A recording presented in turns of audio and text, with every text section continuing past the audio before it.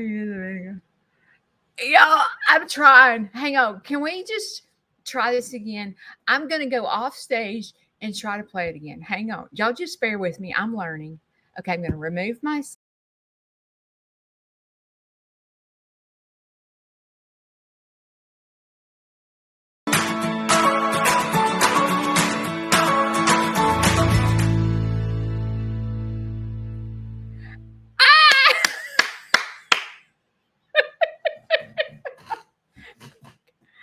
I'm a Lester wannabe.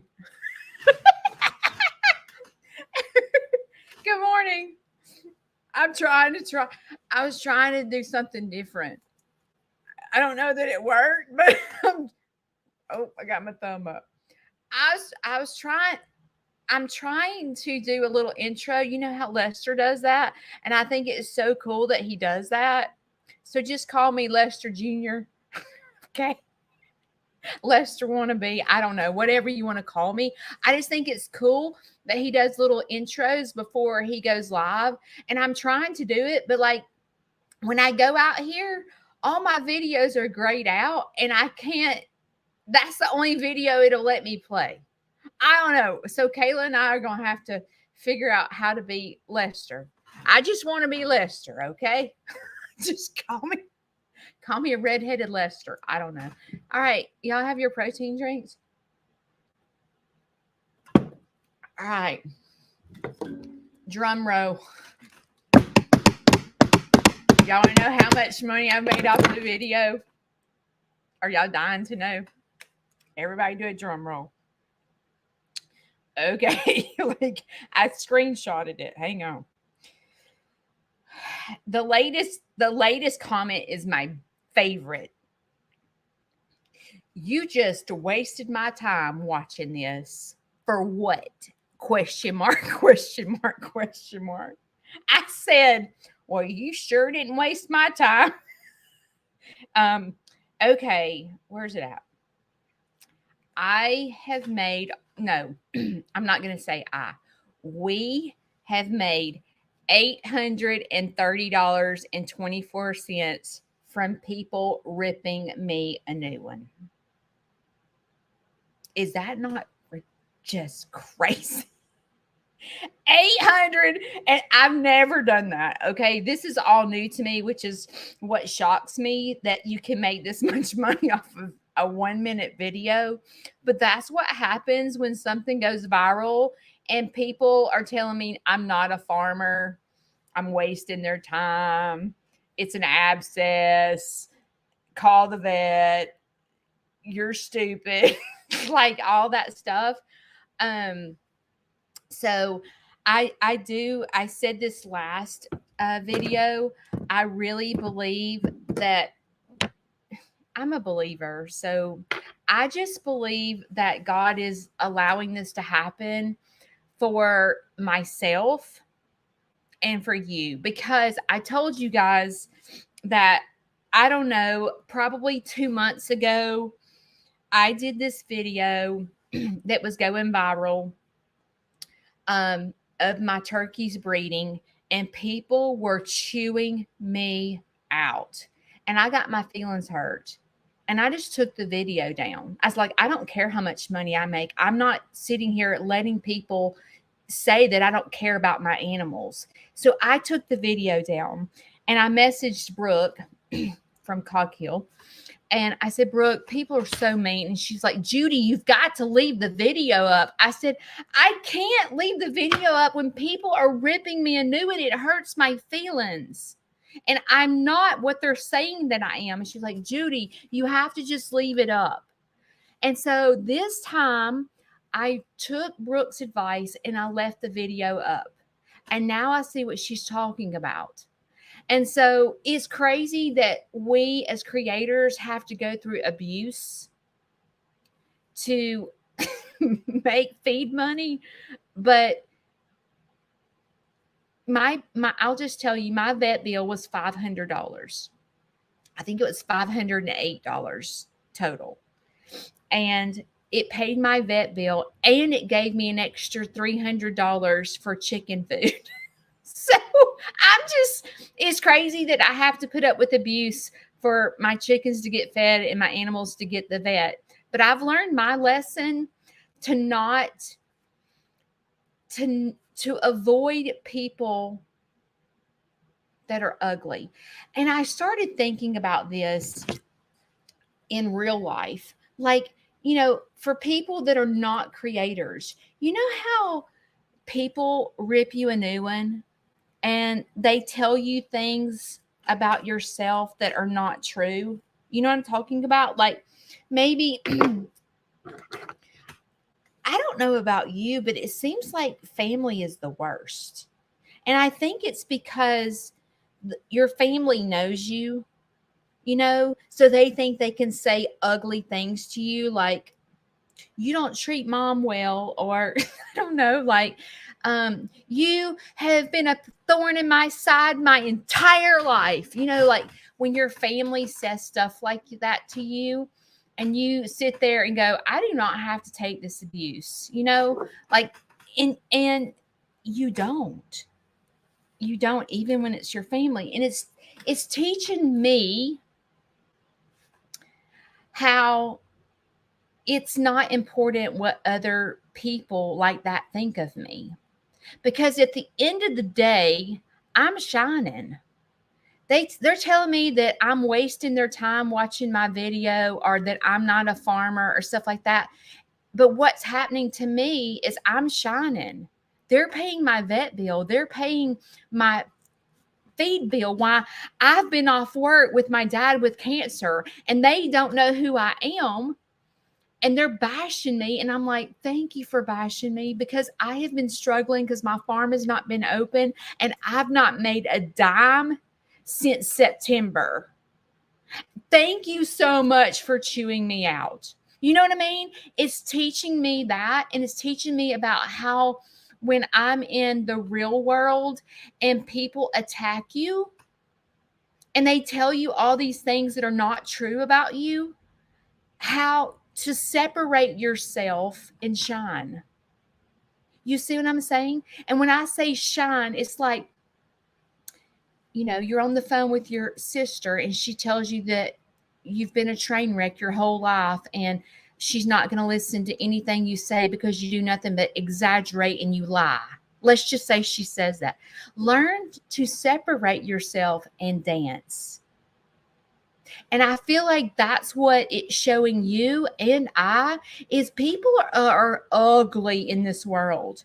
They're so ugly, but it doesn't mean when someone bashes you, especially, let's just think about this. Oh, I need to show you this too. So let me go to the video. I want to show you how many people. Let's see if I can find it real quick. Sometimes if you message me, my page is getting really big and I don't see sometimes. Like, I just went to my email and I was like, oh my gosh, I did not know these people emailed me, because there's so many emails that, like, I can't keep up with it. Well, shoot, hang on. Okay, here it is. All right. Let's see. There is roughly, I'm going to say 2,000 people. No, 1,400 people that either reacted or liked my post. Well, if you're a creator, let me show you what you need to do. Okay. Let me show you how you rectify this problem. Okay. What happens is when every single person likes or reacts to your video, Facebook sends you these things where you can invite them to your page. Okay. So you have the opportunity for all these people that were ugly. You have the opportunity to invite them to your page to teach them how to dance. So all you do is go out here and hit invite. And then you have the opportunity of having 1,400 people follow your page because they think you're crazy. And I am. But see how I'm inviting? So if you're a creator and you're new, this is a great opportunity for you to get 1,400 new followers on your page, because all these crazy people are ripping you a new one. And when they, think that you're not a farmer or whatever, it sparks an interest to them to go to your page. So you just can go out here and hit the invite button and invite all these people to learn how to dance, because they need their Aunt Judy in their life.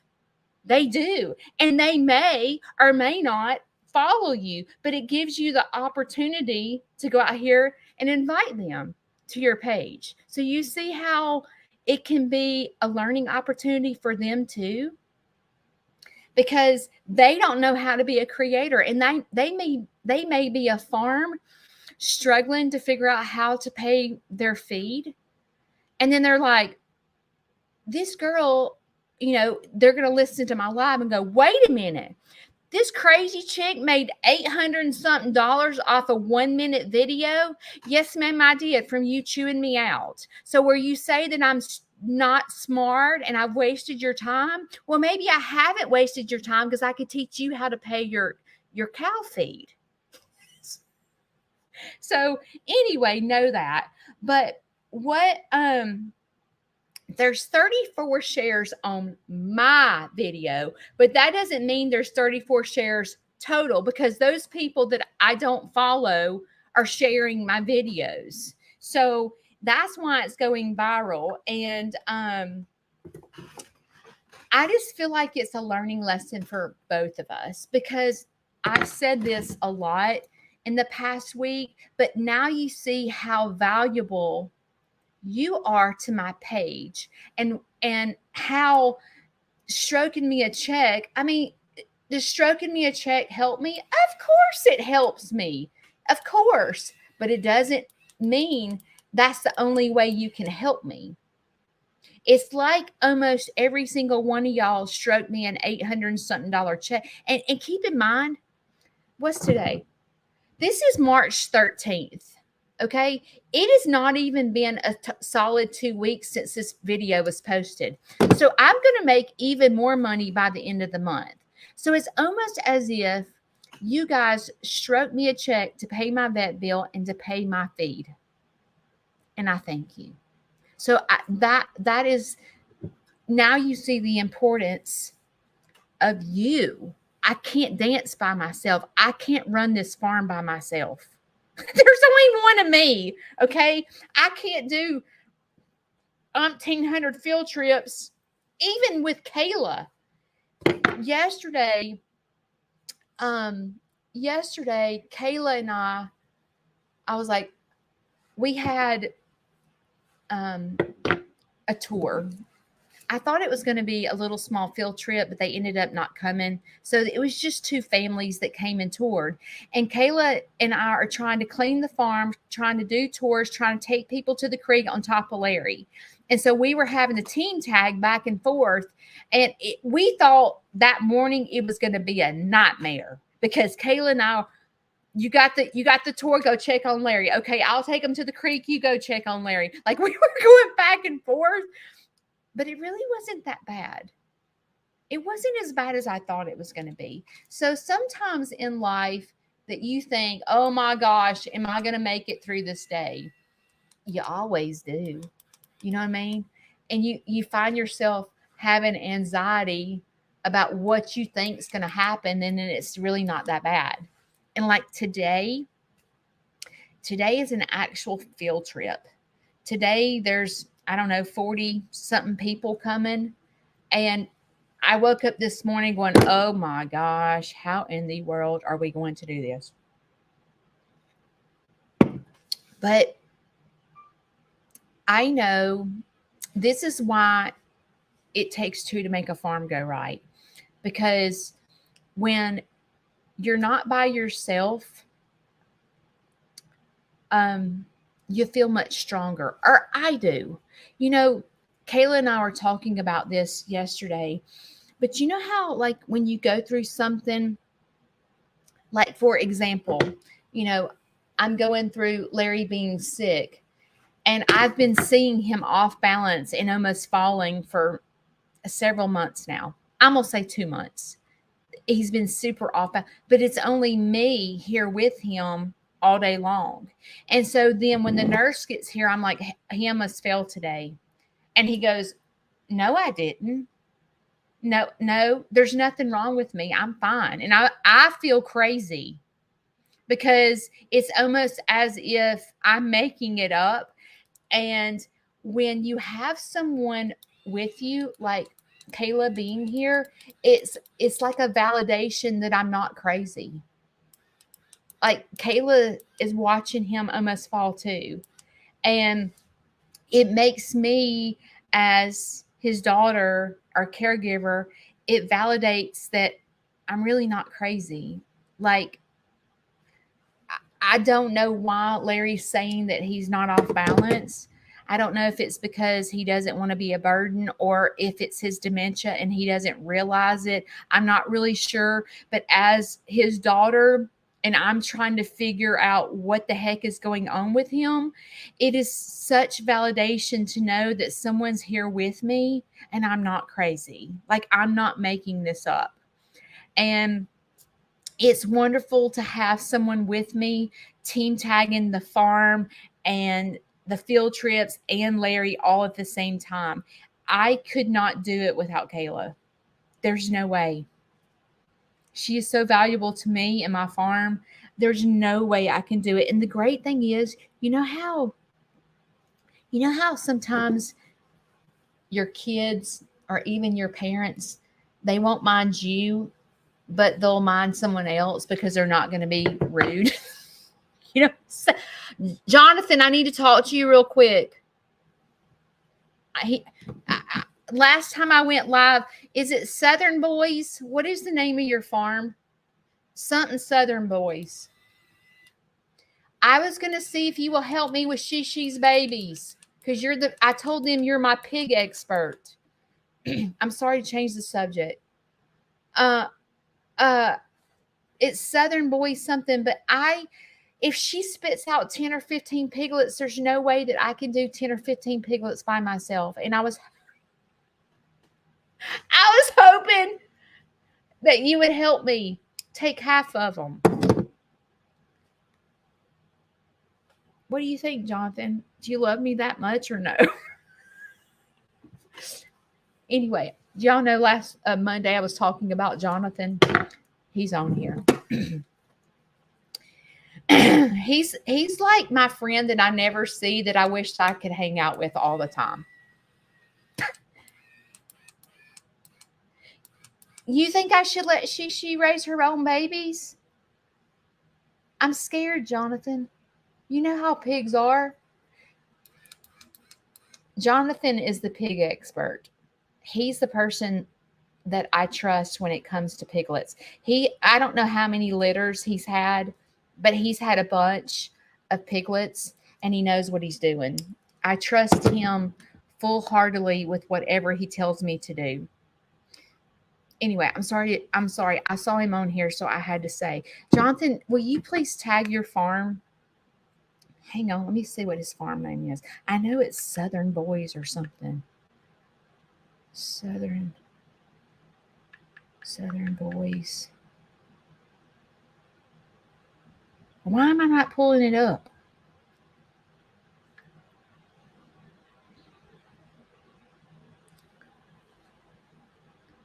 I would be Jonathan's BFF.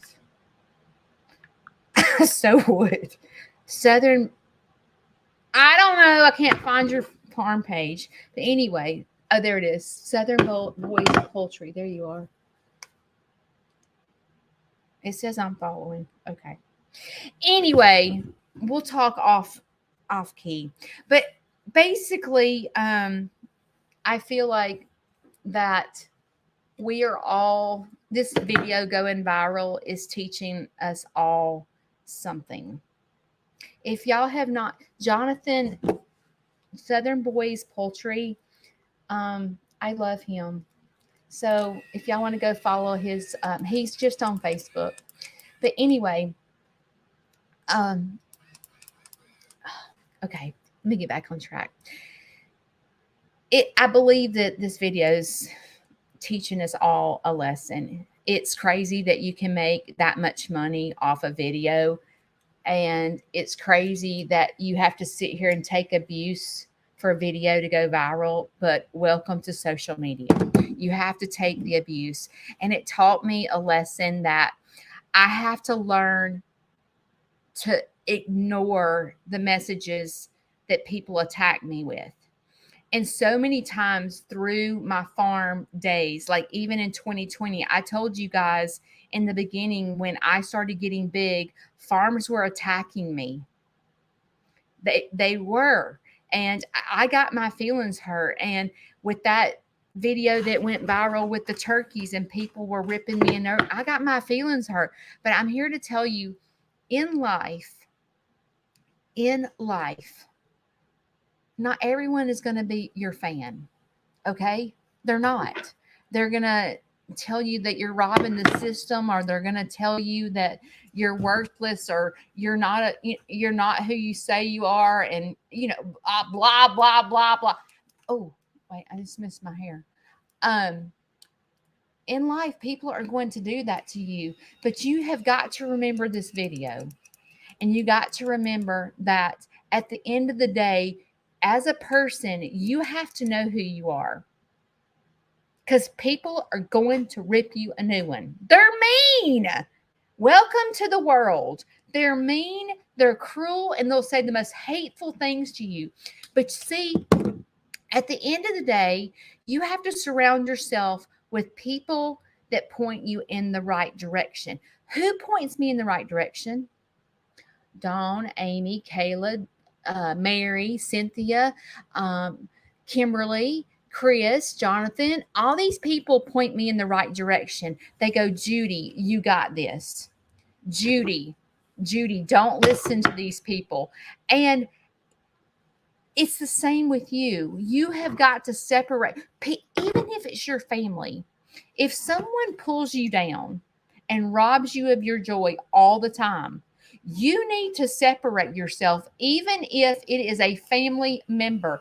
Don't let people rob you of who you are. And if there's something about, like, I don't know about you, but sometimes when people say things to me, I start believing it. I start going, oh, like my biggest thing that I heard when I was growing up is, Judy, you do nothing but exaggerate. You exaggerate everything. And the PTSD that I have from the people telling me that, and most of the people that told me that was my family. Isn't that sad? But let's just talk about, I've said this before, but the whole exaggeration, I would go, oh my gosh, my feelings are not validated. I'm just crazy. Nobody believes me because I exaggerate. But see, what was happening is I'm a storyteller, right? Y'all have been with me long enough. I don't just tell a story. Like, I have animation behind my story. I use my hands. I'm like, oh my God. My tone starts changing because I'm a storyteller. Okay.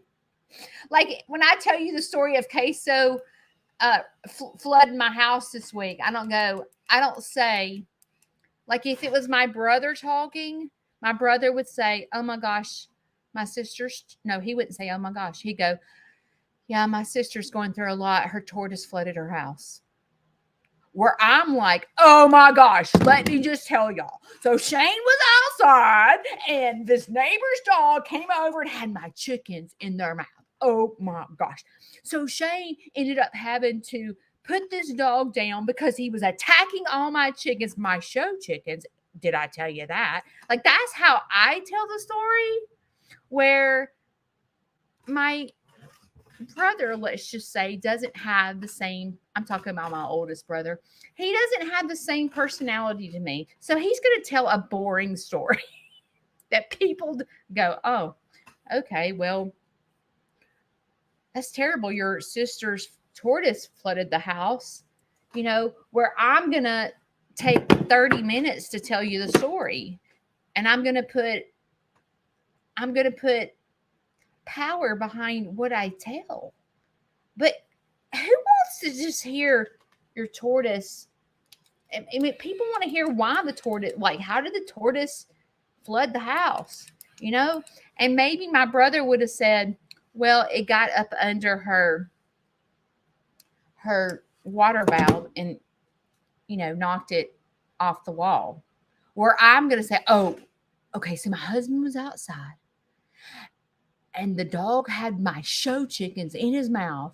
Why, Shane is in here. And did I tell you that my dad was coming out on the cane at 500 miles an hour telling Shane that our house is flooded? Shane is freaking out.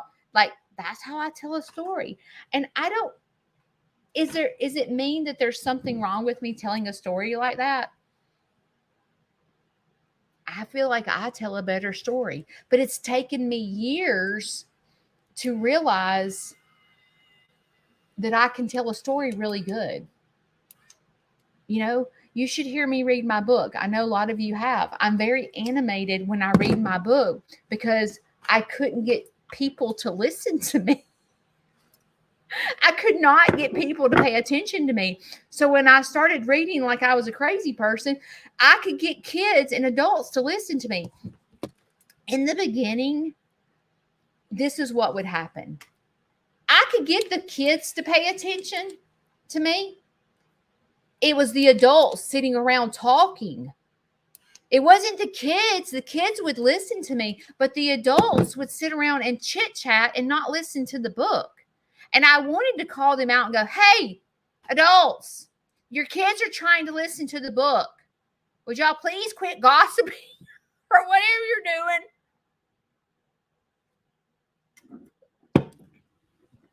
Kids, I mean, parents, it's the parents. It's not the kids. Anyway, so I feel like we've learned a lot. Do y'all feel like y'all have learned a lesson this week with social media? I want to hear what you say. Yeah, they do set bad examples. Do y'all feel like you've learned your value in my channel? I do need to talk to the YouTube people for just a minute. But I want you to answer that question. Do you feel like you've learned something this week through this video going viral? Do you feel like you realize now the value that you bring behind my channel on YouTube and Facebook? Do you now understand? You do?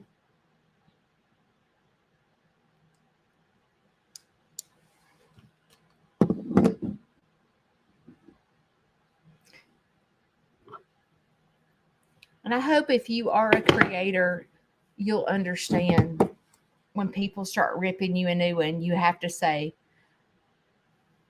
go, Lawanda, go. You know, you have to do that. Okay, let me switch to the YouTube people for just a minute. So I'm trying to, I feel like I've got Facebook down, but I don't feel like I completely understand YouTube. And I need y'all's help because y'all, the people on YouTube have been on YouTube for a while. And y'all understand YouTube and you understand, I'm going to take my glasses off. You understand what people like on YouTube. My question to you on YouTube, you know how at the end of my videos, I do music? Is that a yay or nay? Do you like that or do you hate that? I started doing a video this week and I was like, maybe I shouldn't put music at the end. Because, you know, I can remember when I first started getting a following on YouTube, people were ripping me a new one. Your music's too loud. If your music's loud again, I'm unfollowing you. I was getting like threads of people unfollowing me because of music. But I'm a dance person. I'm a music person. Like, I can get emotionally attached to a video when there's words that describe what's happening in the video. So I got to put my, so I can read. I need to know, for the people on YouTube, I need to know honestly, you're not going to hurt my feelings at this moment. I need to know if you like the music at the end of my videos or you want me to. Oh my gosh, I can't see. I can't see. Hang on, let me put this up real quick.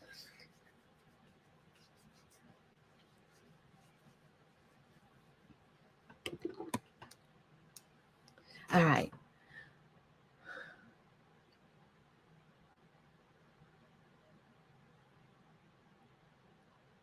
Okay.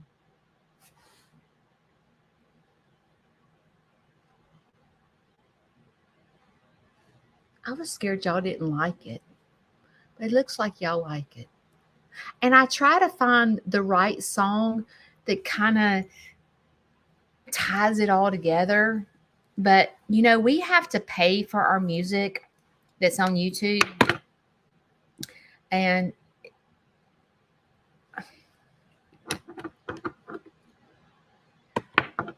I have to pay for it regardless.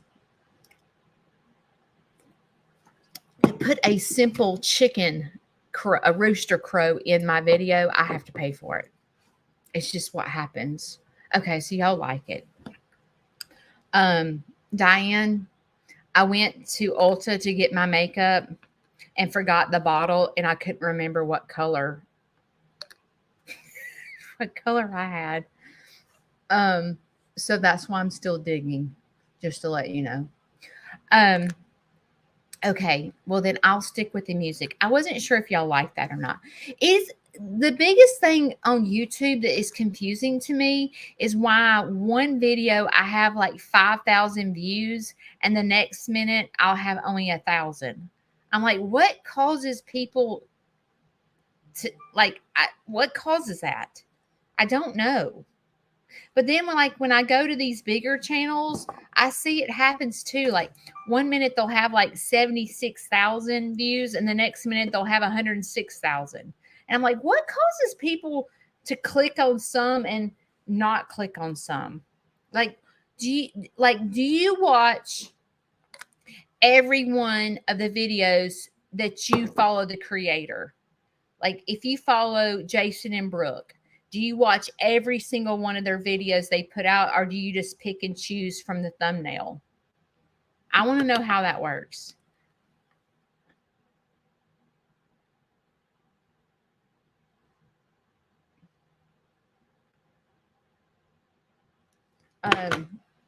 What cause do y'all, you watch all? Okay. Well, why do I have 5,000 views on one video and 1,000 on another one? That means 4,000 people doesn't watch all my videos. What? I didn't know if it was because of my music. I'm trying to figure it out. You know, when it comes to social media, it takes a minute to figure it out. And I just want to bring the best content to you. Okay, so Karen, you go by the thumbnail. Well,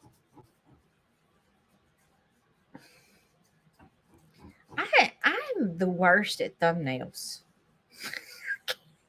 I can't, like sometimes it takes hours to put the video together, and then I'm like, what was that about? I don't even know what the video is about. So then I have to go watch it. When you create a video, you're so sick of yourself because you've watched the video like 45 times and you're like, if I have to watch this video one more second, I am going to scream. Like that's what you do yourself.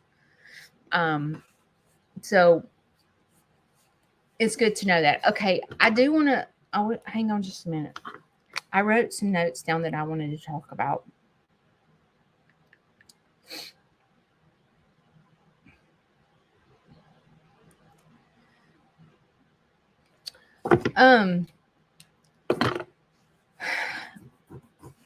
With all that's happened, I just feel like every day I wake up to chaos. Like every day I'm waking up to, I got to be in a hurry today. And I feel like every day I wake up with scared to death, Larry's going to fall. And I, I'm waking up. I feel like I'm on repeat. Do y'all ever feel like that? Like you're just on repeat and it's like the same crap every single day and it's not getting better. Like if I have to hear, with queso flooding my house, there is fans running in my house. And tomorrow will be 1 week that my house is so loud I can't even hear myself think. And when I'm in the kitchen cooking, I want to just scream. Because when you hear the fans, it is, ask Kayla, it is so annoying. It is not even funny because it is so loud in my house. And I'm like, I just want silence. I just want silence. I'm so sick of these fans running. I could scream.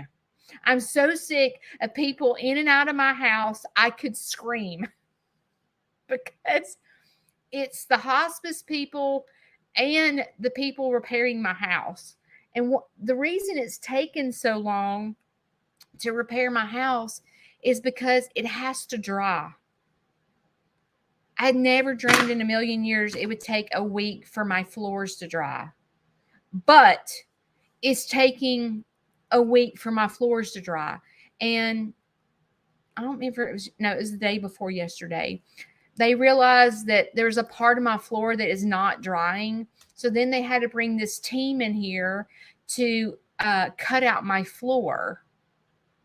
And poor Larry is trying to sleep on the couch, and there's construction going on in my house along with the fans. But I just feel like every morning I wake up, I'm like, repeat, repeat. How much more can I take? Repeat. And what's happening is field trips are starting. So it's like repeat stress, repeat stress. And a lot of times, when our life is on repeat and there's a lot of noise around us that you feel like everyone is screaming around you, it's like everyone needs you. Like Shane needs me to do the wife stuff, like the laundry and cooking, and Larry needs me to be here for him, help with this and that and the other. And then the hospice people, like with the hospice people, it's not like it's just one person coming in my house. No, there's the nurse, and then they change nurses.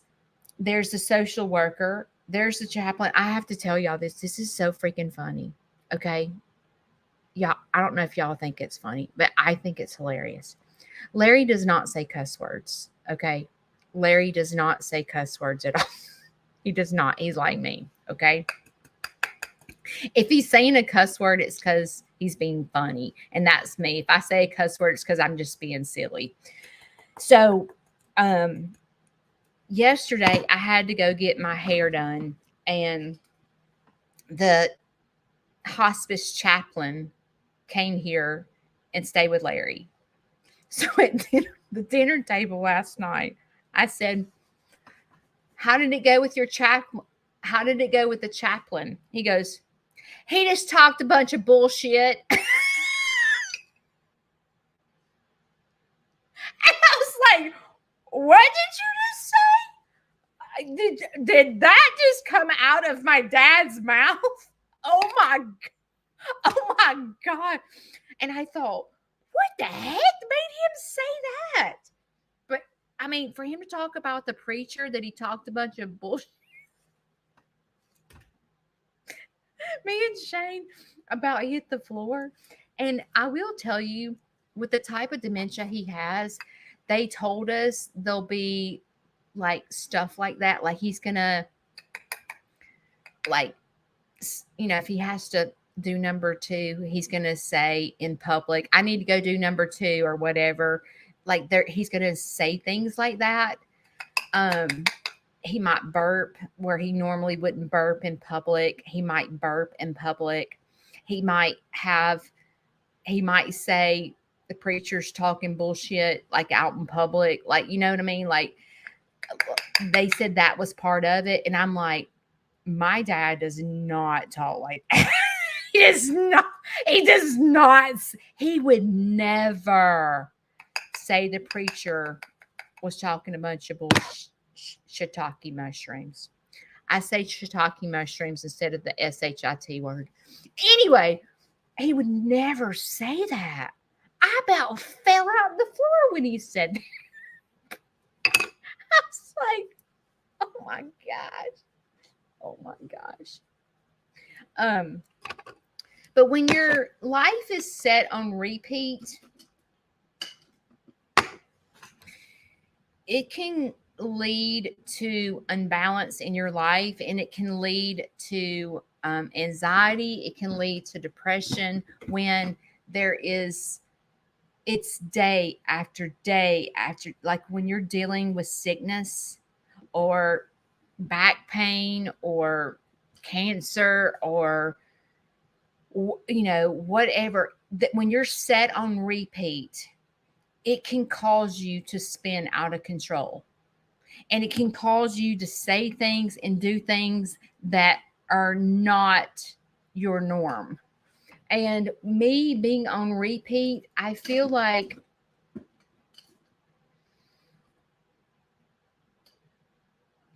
it's almost as if I feel like going, God, it's too much. It's too much.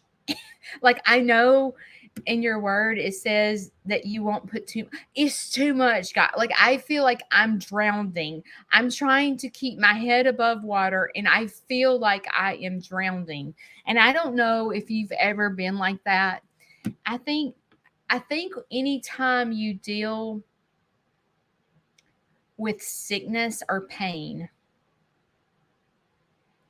it almost feels overwhelming.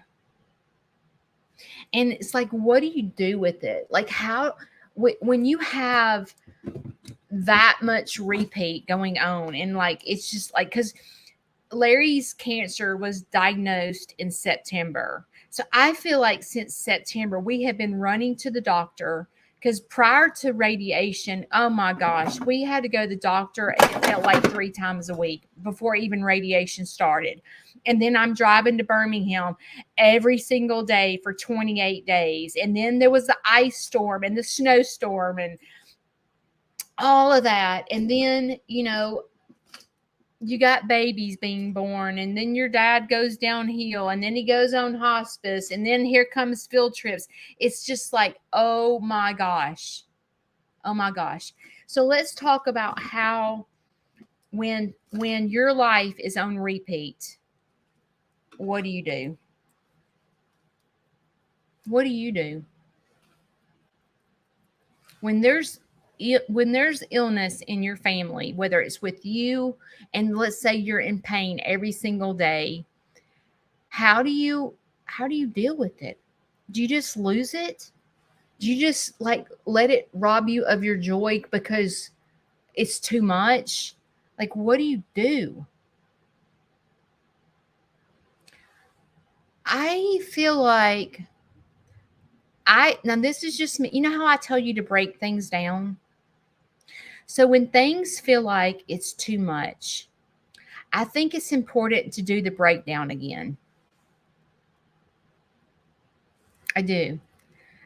So when I sit here and go, oh my gosh, I guess my biggest fear out of everything that's going on, I'm scared to death Larry's going to fall. He's going to fall.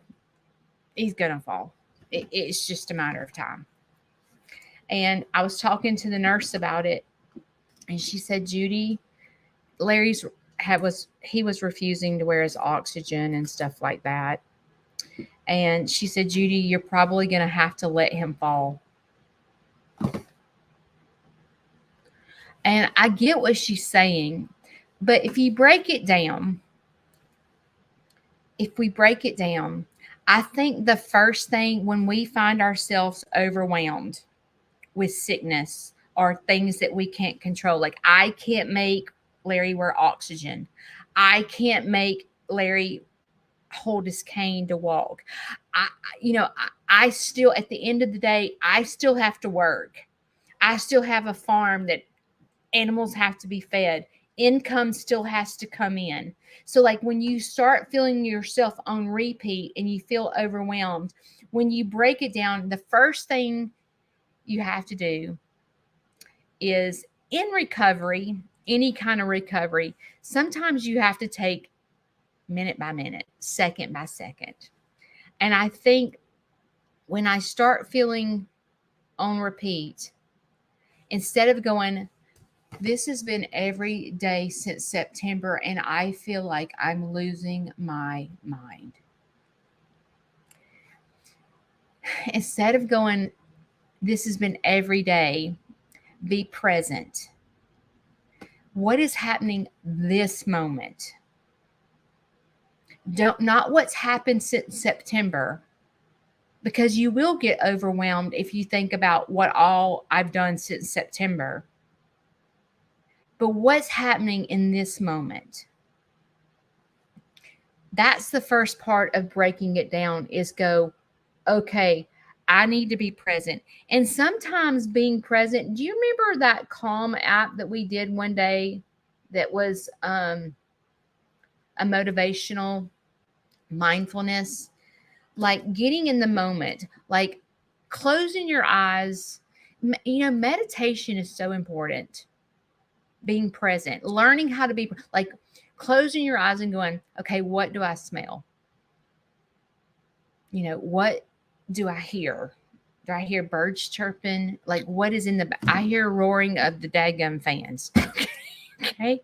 So maybe I need to do the mindfulness outdoors so that I don't have a distraction of these daggum fans running in my house. Or like, what do I feel? Okay, it feels freezing in here. It's colder in my house than it is outside. So at that moment is when I need to go outdoors to listen to do I hear the chickens? What do I hear? When you try to get in the moment and you can't slow your brain down, when your brain is spinning out of control, when you get in the moment and get present, it's hard to get present when your brain is spinning out of control. And you've got to learn to get to mindfulness. And I can tell you what works for me, but that doesn't mean it's going to work for you. I can't find my daggum eyeshadow brush. I can't tell you that what works for me. I've told you this before, but when I need to get to mindfulness, I literally walk around my property. And I don't have my cell phone. I don't play music. I walk to the creek. And I'm like, let me go see if I can catch a crawdad. Let me go see if I can find a turtle at the creek. I try to take myself out of the situation that I'm in where it's total chaos and just be present. What is going on in this present moment? Not what's happened since September, not the fear of, oh my gosh, I'm scared my dad is going to fall, but be present, because I am fearing the future and I'm stressing about the past. I'm not being present. I'm not being present going, okay, right this minute, I have 101 people listening to me. Right this minute, I am thankful that I have a field trip today where I can make some income to pay for my farm. Like finding gratefulness. A lot of times when you're in chaos, it's hard to find gratefulness. It is, because it's like you find everything that's bad going. I'm in pain. My dad is sick. My dad is on hospice. Dee Dee's about to give birth. Oh my gosh. Whatever. You're like spinning out of control. But when you stop your brain, go to the creek, go find a crawdad. It seems silly that a 53-year-old girl would go out there and try to find a crawdad, but it brings me to mindfulness. So when things are not chaos, when things are not chaos in your life, you need to figure out something that brings you to mindfulness. I don't know if and it needs to be something healthy. Don't go shopping or anything like that. You need to do something that costs no money. Maybe like you need to repot some plants. The spring is coming up and you need to get your plants and repot them, or you need to spring clean. So you need to clean out some closets. You need to learn how to bake bread, something that distracts your mind from the repeat that's happening every single day. Get yourself, and sometimes when I tell you that you could sit it out or dance, I will tell you, for me, when I go help someone else, it distracts me from being on repeat. When I go donate eggs to the Coleman Caring for Kids, it makes me feel good. It makes me feel like I'm doing something good. When a kid comes here and I take the time to love on them and show them my animals, it gets me present. It does. When there's not chaos going on and you're not stuck in repeat, take the time to figure out what you enjoy. Is it cooking? Is it walking? Is it planting flowers? Is it doing a Bible study? Is it talking to people on the phone? Or I don't know what it is. Sending cards to people that you haven't talked to in a while. Figure out what brings you to where you're not stuck in repeat. Because when you're stuck in repeat and there's nothing you can do about it, there's nothing I can do about Larry. I can't. I can't make him do things. I can't make him better. I can't stop him from falling. There's nothing I can do. And I have found that every time I go, you forgot your cane. Are you going to try to wear your oxygen tonight? When I try to exercise his mind and make him think, I realize I drive him crazy and I drive myself crazy. And I've realized that I don't need to be his caregiver. I need to be his daughter. What Larry needs from me is a hug. Larry needs for me to go, it's going to be okay. I'm not leaving your side. That's what Larry, when I do those things to him, I can see the anxiety go away. That's what me being his caregiver and being his drill sergeant is not working. It drives him crazy and me crazy. And I realized it takes a minute when you're on repeat and you find yourself trying to figure out how to get to mindfulness yourself. It may take a minute to figure it out, but at the end of the day, you've got to figure out how to take care of you.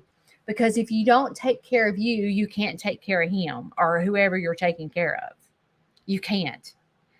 So I hope this week that you will learn what brings you joy. What brings you to the present mind? You got to figure it out before you're in chaos. Because when you're in chaos and you're stuck on repeat, you already know that planting flowers brings you joy. So you need to go plant some flowers because you're stuck in repeat. And that will, even if it brings you to mindfulness and presence for just 10 minutes while you're planting the flowers, you're putting your brain at rest. You're putting your brain to go, okay, my mind is spinning out of control and I just need to rest it for 10 minutes. If I just go clean out this closet for 10 minutes and rearrange my pantry to figure out what the crap is in my pantry and what has expired and what what do I need to cook tonight? I don't know. Make a menu for the week. That'll get your mind off repeat. Think of things you can do. Tell me some things that you can do that would bring you in the present. Let's exchange some ideas, because sometimes people go, I don't know, I don't like to plant flowers, I don't like to cook, I don't like to read. So what brings you to present? Y'all tell me. I can give you ideas, but what brings you? Do you even know? If you don't know, tell me. I have no idea what brings me to be present. I'm on repeat every day, just like you, Judy. I want to hear your input. I think go out and sit with my goats. Painting, that's a good one. Menus, videos on YouTube, walking, gardening, walking, fishing, visiting family.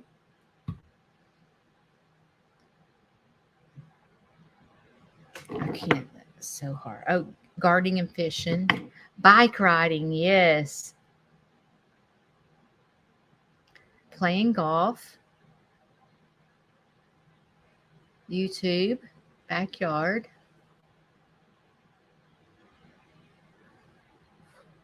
I don't know what brings me to mindfulness. Meditation, tapping, yoga, needling, sewing quilts, loving on my dog, collecting a new ant colony in the yard. That's cool.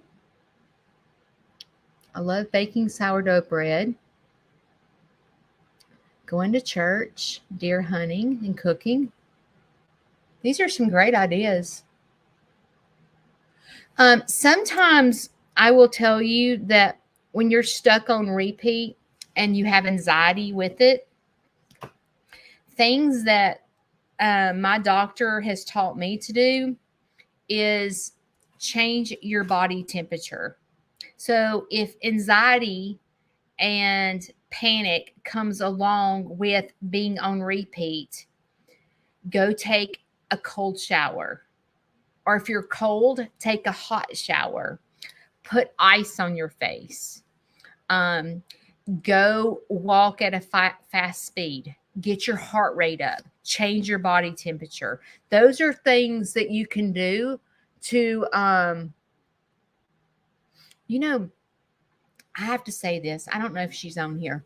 There is a lady, the lady that's getting my goats. She told me about her and her mother used to go to antique stores to collect rings.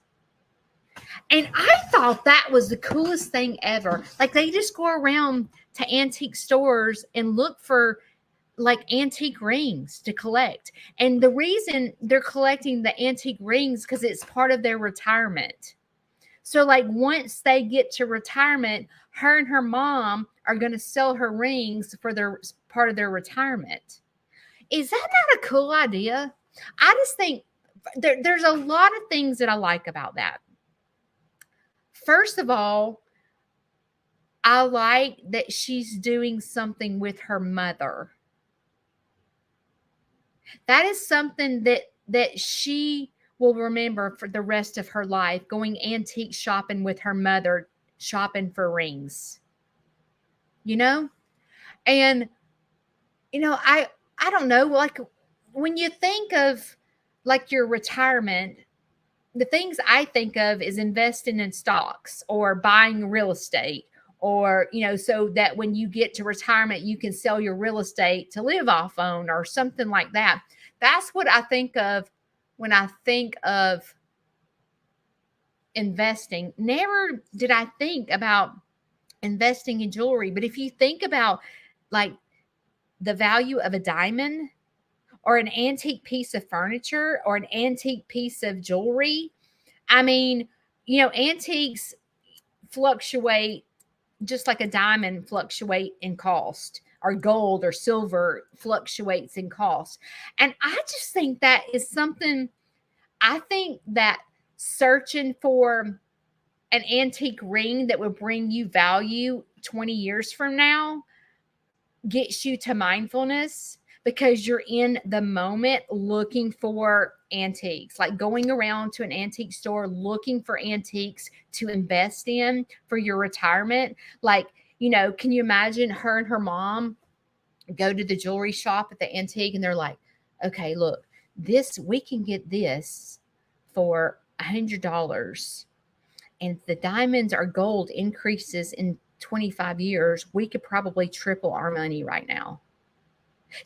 That brings you to being present, because you're thinking about present. Like, I should buy this piece of jewelry because I can triple it when I get to retirement and sell it, because, you know what I'm saying? Like, I just think that is a great idea. Of course, I just said don't go shopping. But the reason I say don't go shopping is because you don't want to get to present with something that's going to get you depressed. So, like, if you're a shopper and you go shopping to bring you happiness, well, you do realize that's going to be temporary happiness. So if you go buy, let's just say, a new car, you're like, oh my gosh, I'm sick of my car. I'm going to go buy myself a new car. Well, what happens is that's temporary happiness. That happiness of that car is going to be last what? 6 months, and then the car's going to get old. And then when you drive it off the lot, it decreases in value. So you've lost about $10,000 just driving it off the lot. So that's not a good investment. Land usually always increase in value. So if you're shopping for land or something like that, yeah. But like going to shop for clothes, if you have issues shopping and you spend too much money, that's not going to be present. That's going to lead to destruction. So you have to choose things to get you to present that is not going to cause destruction hours later. So if you go shopping and spend $500 and then come home and go, why did I just spend $500? I really didn't have the money. I was just depressed and took myself shopping. That was really stupid. Like, you don't want to do that.